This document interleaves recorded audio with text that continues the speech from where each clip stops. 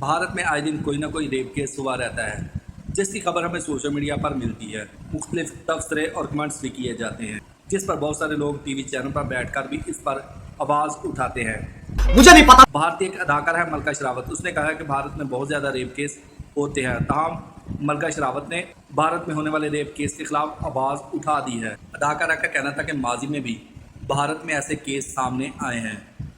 अदाकारा का कहना है कि जो कोई भी सोशल मीडिया पर या वैसे ही आवाज़ बुलंद करता है तो सबसे ज़्यादा मुखालफत ख़वातीन की तरफ से उस पर की जाती है। भारतीय अदाकारा का कहना था कि आज से 10 साल पहले भी मैंने भारत में रेप केस के खिलाफ आवाज़ उठाई थी, लेकिन सबसे ज़्यादा मेरी मुखालफत और की थी। अदाकारा ने अपने माजी का एक वीडियो क्लिप भी शेयर किया।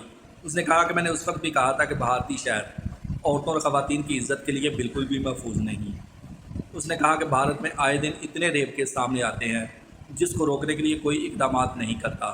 वो रेप केस अखबारात और टीवी चैनल की सुर्खियां बन जाते हैं। No! उस पर कोई बात ही नहीं करता, ना ही उनको रोकने के लिए कोई ठोस इकदाम करता है।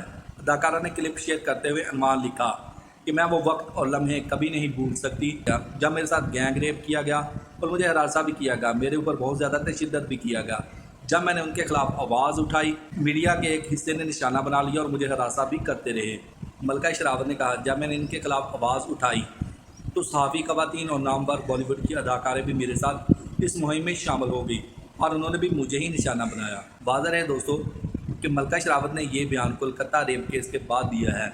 उन्होंने कहा कि ये कैसे हो सकता है कि डॉक्टर के साथ पहले जिनसी ज़्यादती की गई, फिर उसको कत्ल कर दिया गया। भारत के डॉक्टरों ने बहुत ज़्यादा एहतजाज करना शुरू कर दी और मुतासरा ख़ानदान को इंसाफ दिलाने के लिए पुरजोर मजम्मत कर रहे हैं। उन्होंने कहा कि हम मुतासरा ख़ानदान को इंसाफ दिलाकर ही दम लेंगे। ये अच्छा।